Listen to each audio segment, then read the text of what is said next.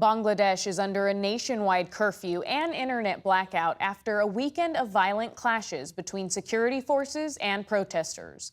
Almost 300 people have died, with thousands more injured. The protests have grown into a national movement against Prime Minister Sheikh Hasina and her increasingly autocratic rule. Rogin has more. In Bangladesh, protests over a government jobs policy ignited a broader movement against the country's longtime leader. Yes, I want to step down Sheikh Hasina! Protesters say Sheikh Hasina's violent crackdown is destroying her image and legacy tied to the birth of the nation itself. We want the government to resign. We want to go back to the golden times we had in the past. Student protests began in mid-July against a government workforce quota system which reserves some jobs for veterans of the country's 1971 War for Independence and their families. Hasina responded with violence, imposing an internet blackout and curfew, with security forces given an order to shoot on sight. The government reduced the quota after demonstrations began, but the protests had already expanded to calls for justice for those killed in the crackdown, a toll now exceeding 200. They are killing people indiscriminately, people are being jailed, people are being tortured. At the same time, you are seeing the courage of the people of Bangladesh, who have decided they will not sit down, they will not go down without a fight. Hasina and the quota system are part of Bangladesh's founding story. Her father was Sheikh Mujibur Rahman, who led the fight for an independent Bengali state after the partition of British-ruled India in 1947. The Muslim-majority areas became East and West Pakistan, but the Bengali-speaking East Pakistanis faced exploitation and marginalization from the West. Mujib helped found the Bengali nationalist Awami League, which fought for independence at the polls and eventually in a bloody war against West Pakistan. In the war's 9 months, about 3 million people were killed and millions more displaced.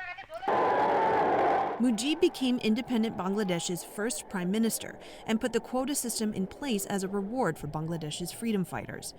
He was assassinated in 1975, and Hasina positioned herself as his political and ideological successor. People see her as a harbinger of democracy, the daughter of the father of the revolution, and in 1991 actually gets elected to be the prime minister. And then she loses in 1996, and from 1996 to 2008, she continues to fight for democracy and gets a lot of support, a lot of goodwill. Salil Tripathi is a writer and the author of a book on the Bangladesh War.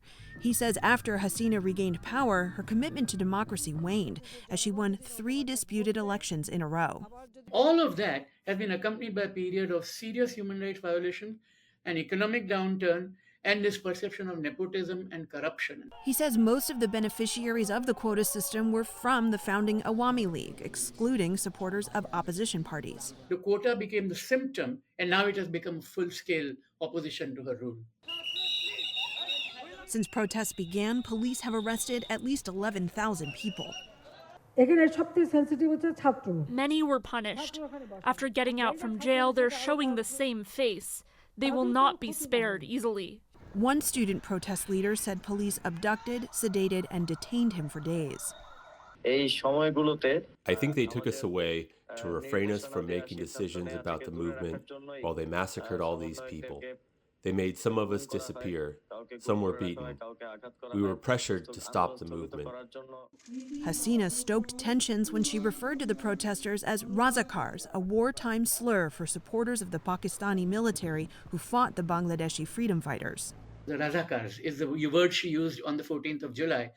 And so the students started a protest saying that we are Razakars, you are Razakars, everyone is a Razakar, as a kind of, and campaign against it. And the protest just snowballed. Now international pressure is mounting. The United Nations and European Union are calling on the government to halt its attacks. The UN human rights chief wants the government to disclose details about the crackdown. But Tripathi says the number of crises spiraling elsewhere in the world is fracturing the world's attention. On one hand, you have the conflict in Ukraine, then you have the conflict in the Middle East, in Gaza. The US is in the middle of its own election. The Venezuelan election has thrown, a rabbit out of the hat now. So I think there are lots of other priorities which are also distracting the international community. Inside Bangladesh, the national reckoning persists. People make mistakes. If she would have apologized, everything would go back to normal. If she cannot control it, things will keep getting heated. As protesters continue to defy police in the streets, it's clear that for some, an apology is no longer enough. For PBS News Weekend, I'm Ali Rogin.